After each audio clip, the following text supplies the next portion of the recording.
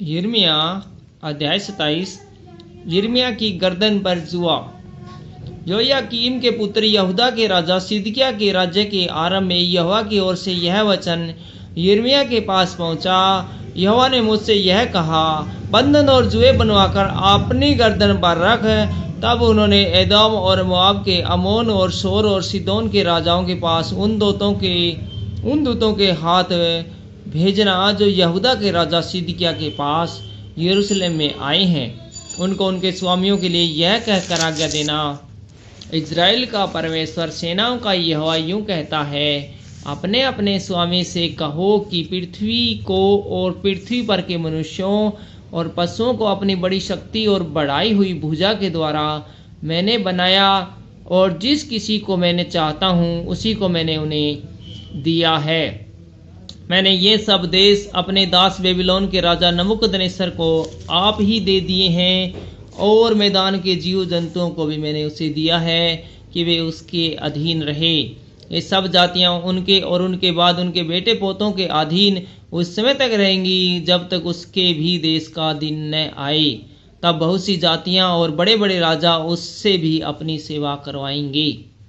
पर जो जातियां राजा बेबीलोन के राजा नबूकदनेस्सर के अधीन न हो और उसका जुआ अपनी गर्दन पर न ले ले, उस जाति को मैं तलवार, महंगी और मरी का दंड उस समय तक देता रहूंगा जब तक उसको उसके हाथ के द्वारा मिटा न दूं।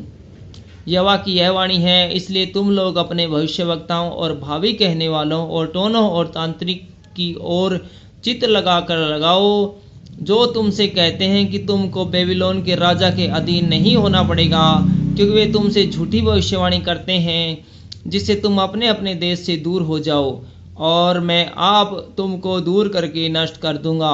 परंतु जो जाति बेबीलोन के राजा का जुआ अपनी गर्दन पर लेकर उसके अधीन रहेगी, उसको मैं उसी के देश में रहने दूंगा, और वह उसमें खेती करती हुई बसे रहेगी। यहोवा की यही वाणी है। यहूदा के राजा सिदकिय्याह से भी मैंने ये बातें कही, अपनी प्रजा समेत तू बेबीलोन के राजा का जुआ अपनी गर्दन पर ले और उसकी प्रजा के अधीन रहकर जीवित रहे। जब यहोवा ने उस जाति के विषय जो बेबीलोन के राजा के अधीन न हो यह कहा कि वह तलवार, महंगी और मरी से नष्ट होगी, तो फिर तू क्यों अपनी प्रजा समेत मरना चाहता है? जो भविष्यवक्ता तुझसे कहते हैं तुझको बेबीलोन के राजा के अधीन न होना पड़ेगा, उनकी मत सुन, क्योंकि वे तुझसे झूठी भविष्यवाणी करते हैं। यहोवा की यह वाणी है कि मैंने उन्हें नहीं भेजा, वे मेरे नाम से झूठी भविष्यवाणी करते हैं, और इनका फल यही होगा कि मैं तुमको देश से निकाल दूंगा, और तू उन नबियों समेत जो तुझसे भविष्यवाणी करते हैं नष्ट हो जाएगा। तब याजकों और साधारण लोगों में से मैंने कहा, यहोवा यूं कहता है, तुम्हारे जो भविष्यवक्ता तुमसे यह भविष्यवाणी करते हैं, यहोवा के भवन के पात्र अब शीघ्र ही बेबीलोन से लौट जाएंगी। कृपया इसे दोबारा सुने।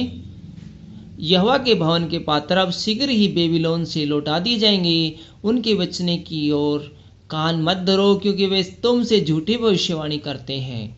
उनकी मत सुनो। बेबीलोन के राजा के अधीन होकर और उसकी सेवा करके जीवित रहो।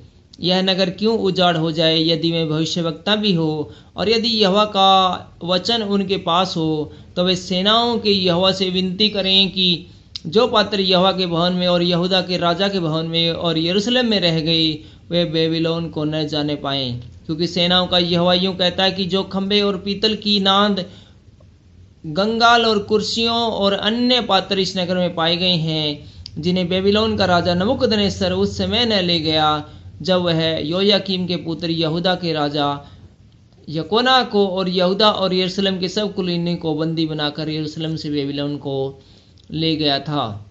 जो पात्र यहोवा के भवन में और यहूदा के राजा के भवन में और यरूशलेम में रह गए हैं, उनके विषय में इज़राइल का परमेश्वर सेनाओं का यहोवा यूं कहता है कि वे भी बेबीलोन में पहुंचाए जाएंगे, और जब तक मैं उनकी सुधि न लूं तब तक वहीं रहेंगे, और तब मैं उन्हें लाकर इस स्थान में फिर रख दूंगा।